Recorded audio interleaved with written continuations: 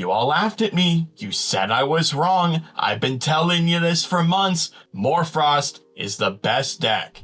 I piloted Mor Frost to a first place finish at the first Poison Nectar Monthly of the year, and I'm going to explain to you why I chose the deck and why Mor Frost actually might be really good in the Moonrise format. Now, I understand there's probably a bunch of you that don't know what Mor Frost cards do, so I am going to explain them for the most part as I go through them. There are a lot of people that I played in the tournament that had never read these cards before, and I think that's also what made this a really good choice for the tournament. So, first things first, we have 3 copies of Mor Frost Lycan, which you can expend a Frost and discard this card to search your deck for 2 Mor Frosts with different titles and add them to your hand, except for Lycan. So Lycan can't add another copy of Lycan. The main thing that you're going to be adding is a brand new card from Moonrise, which is Scorpion, which we're playing 2 copies of. This card is unbelievable. I know it's also seeing play in the Blistrix deck, alongside Lycan and the Bat form. So what these cards do is they pair extremely well together. Not phenomenal standalones. You do want to be searching them with your Lycan form, but they amass incredible amounts of advantage. So Scorpio, again, this is brand new in Moonrise, says when you cast this Mor Frost, so it has to be on a cast, this can also be on special cast, which we'll go over later, you can discard a Mor Frost in order to target an opponent's Alestral and make its base defense 0 until the end phase. So if you are going against any defense position Alestral, you can Scorpio, target it, and this can run over even though this only has 2 attack, which is nice. The reason that we're discarding Bat is because when Bat is discarded, you can special cast a Mor Frost that is not a Bat form from your Underworld. So a typical play you can do is you go Lycan, effect, pitch, add both Bat and Scorpion, go Scorpion, pitch the Bat, reborn the Lycan, and now you have 2 bodies on your field. Which, again, they're small, but if I'm staring down a rabbit or even a galaxy, I get to beat over their Alestral, swing for 1, and now I have 2 Alestrals on my field to put a pressure on the following turn. This is how Mor Frost was winning most of its games, was just Scorpion control. Now, there are a lot of ways to get Scorpion back, one of which is actually Mor Frost's Abominable form. This used to be the mainstay of the deck because of how big a bomb would get in like the Frostfall meta. Bat in the Daybreak meta didn't do a whole lot because it's only paired with another card that we're going to talk about here in a second. But what a bomb does is it gains an attack for every single Mor Frost that is in your Underworld. So over the course of a game, this thing can reach 7, 8, 9, 10 attack even. The other effect of a bomb, which comes up a lot more now, especially with Scorpio and Bat, is you can disenchant a Frost from this bomb in order to special cast a Mor Frost that is not Abominable form from your Underworld. So if I wanted to, I could get back my Scorpion and then pop another card, pitch another Mor Frost. We are playing a critical mass of these, so you should have a bunch of Mor Frosts in your hand. The reason we're not playing 3 is, again, this is searchable off your Lycan, so you pretty much just get it whenever you want. You'll also mill this off another card that we're playing. Other card that we're playing, which was the initial inspiration for this deck, is 2 Terror. Initially, this was a Terror control deck meant to play cards like Aurora Borealis to put a bunch of spirits on the Terror and maintain board state that way. This is a phenomenal card in general as protection for your field. If you have a Terror in your Underworld, when you discard a Bat for a Scorpion, bringing this back to protect your Scorpion in all your future plays while reducing their attack by 1 for every Frost Spirit that is on this Terror is really annoying to deal with. And with the non-inclusion of a lot of 5s right now in the game, if you're playing a 4, you can't beat over Terror. And you can't Earthquake this. You can't PTA this, Gorgons this, because it has a negate attached to it. The other hidden secret effect of Terror is if you were to target a Mor Frost, if your opponent were to target a Mor Frost in the field, you can discard a Mor Frost to negate and destroy that card. I had someone in the tournament try to Zeus down my Terror. I'm like, cool, pitch Bat, negate, destroy your 3 Spirit Zeus. And they were really upset. Stops Earthquake, stops Laurels, stops Gorgons, which also gives you protection for your bomb, especially since it only has a 1 attack base stat line. Terror, very good card, but we also don't want to max out on 3 because it's not quite Terror control. And then we have the 1 honorary Indus. This is definitely the worst card in the deck. There's only a couple times that Indus even comes up. I've explained this to a couple people as to why Indus is still an important inclusion. And that's mainly when you open up Lycan, but you already have one of the 2 pieces of the Scorpion combo in your hand. And you're going turn 1 and you don't have a Narpoon or another consistency card. Because what you want to do is Lycan, search Indus and then the other piece that you're missing, and then go for an Indus turn 1 to dump a Terror and then a Bomb. So when you do go for the Scorpion, now you have an option of a Terror and a Bomb to bring back. This card is not good enough to play in multiples and only as a searchable card when that scenario comes up. It's going to happen once in a blue moon, but it's still a fine inclusion in the deck. I might cut it in the future.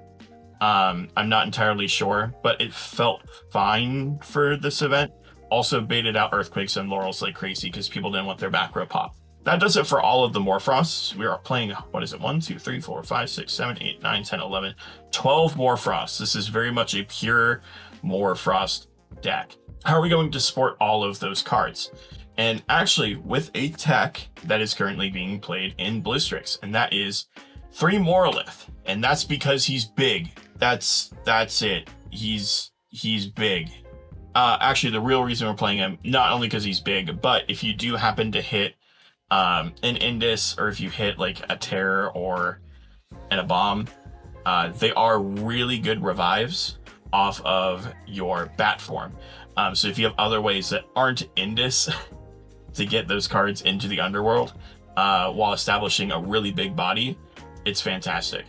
6 is a really, really big pain in the ass to deal with. And being able to put this on turn 1 puts immediate pressure. They have to answer it. So, awesome inclusion. Won me so many games. Just being able to go Morlith. Other consistency cards, we're playing 3 Narpoon. This is to get your access to Lycan. The way that this deck loses is if it can't get access to Lycan early enough in the game. You don't have to open Lycan for it to be good, but you do need to see it within the first 4 to 5 turns for you to really be able to pop off, and consistency cards like Narpoon help you do that. We're also playing the 1 Elichic and the 1 Kione and 1 Zeus. Still a little iffy on this package. I liked Elichic, it was fine. Zeus, honestly, didn't need it. I think I only played this once and I saw it multiple times. Kione, very, very cool stuff you can do with Kione, especially in this deck. I know one of the really cool lines, and I'll show it with some of the Morphrosts with Scorpio and Bat again. And you have like a bomb in your underworld. There's some really cute interactions you can do with Kione. And actually, this line happened in the tournament where I went Scorpio, pitch Bat, and they Gorgons the Scorpion, which okay, cool. Bring back a bomb. I'll go Kione effect, add back the Bat. Ambrosia, kill the Scorpion. Or if I have a Scorpion already in the underworld, a bomb, kill itself to revive Scorpion, pitch Bat, and then revive the bomb again and play it around the Gorgons and was still able to kill their rabbit. So there's some really, really cute things you can do with Kione to be able to play through back row really easily. And it's one of the reasons I like this deck is how many lines you have access to with this deck.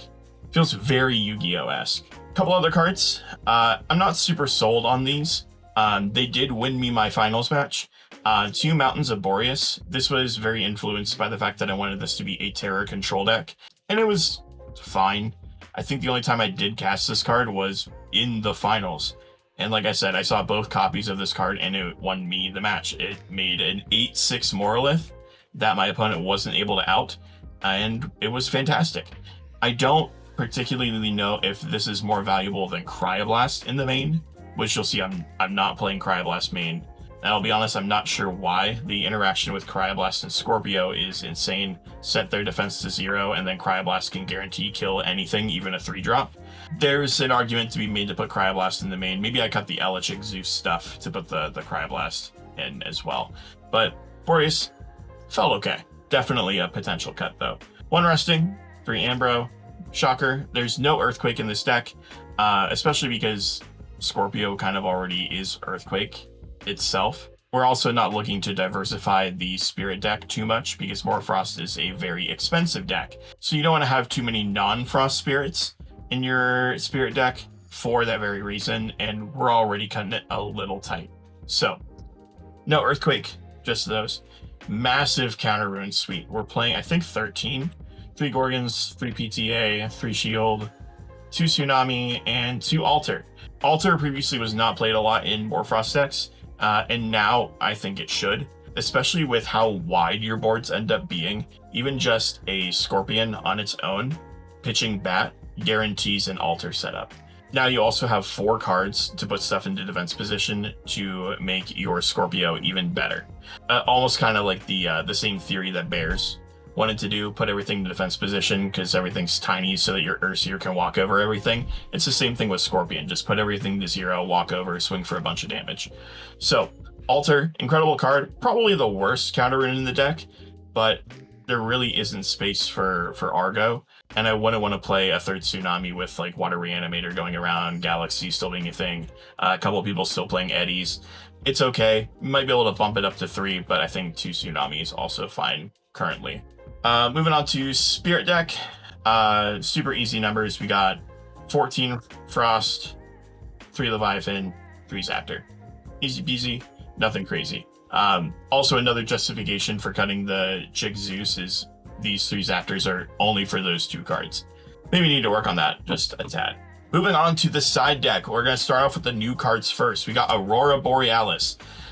This was supposed to be a thing that I would side out Tsunami for, and I never sided it in once, and I don't think that this card is particularly good in this version anymore. If you're doing like a pure Terror control deck, absolutely you want to play 2 to 3 copies of this card. If you don't know what this does, you discard a card in order to enchant a Frost from your Underworld to your field and return a Frost from your Underworld to your Spirit deck. So it heals you for 1 while also re-enchanting to your field. The reason that this matters is for specifically 2 cards, which would be a Bomb and your Terror form. Because if you put additional Frost Spirits on your Terror, now your opponent will lose not just 1 attack, but 2. And if you pair this along with Mountains of Boreas, now all of a sudden this is a 4 attack differential instead of just like a 2. Also matters a lot for a Bomb, especially when you're trying to revive stuff from your Underworld. Getting extra spirits on your Bomb when you don't have to give up your normal cast by re-enchanting it does matter. So I think that there is a world that Aurora Borealis does see play in this deck. It just wasn't particularly good in this version. After that, more new cards from Moonrise. Spoiled Fruit. This is insane. I don't know why this card was ever printed. If you watched my top 8 match, maybe I'll have a clip of it in the video. Thinking about fire or water here, it's got to be Draco Ray. Here we are going fire. Draco Ray it is. And there is the punish. Whoa, that's devastating. Oh no. This killed a Draco Ray and instantly won me my top 8 match on the spot. If you don't know what Spoiled Fruit does, it can only be played when an opponent activates a card effect that returns 1 or more spirits from their Underworld to their Spirit deck. Negate that effect and destroy that card. So, in the instance of Draco Ray, they ascended into it. Boom, pop, kill, negate. If you don't know, this also has a bunch of other random things that it can kill. This can kill an Ash Rabbit. Because it has the potential to return from your Underworld to the Spirit deck, you can negate and kill an Ash Rabbit. This can negate and destroy Curibus, I believe. Because Curibus, when it pops, it also heals. So you can negate and destroy a Curibus. There's just a bunch of random applications, as well as like the Sluggles, the Catarants, the other random healers. So I think that this is a side deck card that you should include in almost every single deck for now. That remains to be seen for like all of Moonrise, but I would definitely consider Spoiled Fruit in your side deck. Then 3 Cryoblasts, like I said, this should probably have been mained. I sided this card in like every single game. I thought that a lot of the decks were going to be much bigger than what they were, in terms of stat line, and they just weren't. Everybody was still playing like 5's good stuff for some reason. This is also particularly good into the Lunar Aggro deck if they don't have Temple up. So Crylust, very good card, pairs well with Scorpion and Zeus. We'll save that card for last. 2 Catarant, this is for like going into heal style matchups or games where you know you're going to be running low on spirits. Having the Catarants does come up. I think I cited this in also into Solar, just because of, again, the Draco Ray shenanigans and the Calf Mells. So you have to be able to keep up with their spirit deck somehow, and Catarant's a great way to do that, especially with Kione adding them back. 3 Eddie. I'll be honest, I don't know why I cited this. I don't think Eddie is a particularly good card right now. I cited this into Volt Tempest in Top Cut, and I'm very glad that I did. Because that deck was terrifying and I needed to keep them off of Alestrals ASAP every single turn, and Eddie was a phenomenal card to keep pressuring. Again, still not a huge fan of this card, this format. I think it is kind of dying off, but this was a nice inclusion, especially because I was having a hard time figuring out what to decide in this deck. The last card, which I think is going to see a lot of play, especially if you can afford this, Lunar Phase players, I'm looking at you, is Divine Blessing. This card is going to be crazy this format.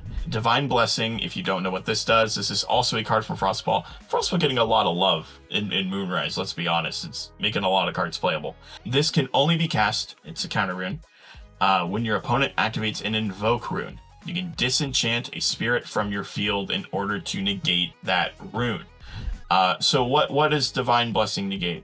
Oh, I don't know. Hurricane. It negates Rise from the Ashes for those Blistrix players. And even the Water Reanimator players are playing Rise. This can stop an Ambrosia if you want to keep them from healing. There's like the Lunar Phase deck that has a bunch of Invoke runes. This can stop Earthquake, Laurels. I think Divine Blessing against certain decks will be very powerful and game ending. So I wouldn't be surprised to see if Divine Blessing stonks go way through the roof, especially going into the first Premier event in a couple weeks. I preach about this deck all the time, about how good it is.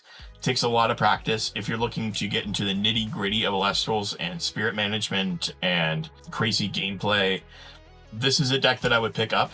I know after the tournament, people were picking up their Mor Frost cores like crazy. Get your Scorpions while you can. They might be gone by the time that this video goes up. I think they were sitting at like $5 last night just for a rare. But if you're opening Moonrise, definitely keep your eyes out for this card. You're going to want it, especially for this deck and also Blistrix. So again, thank you guys for watching. If you're a big fan of Mor Frost, you better be commenting Mor Frost best deck down in the comments for Mor Frost's first ever tournament win. It's about freaking time. Mor Frost best deck. Peace.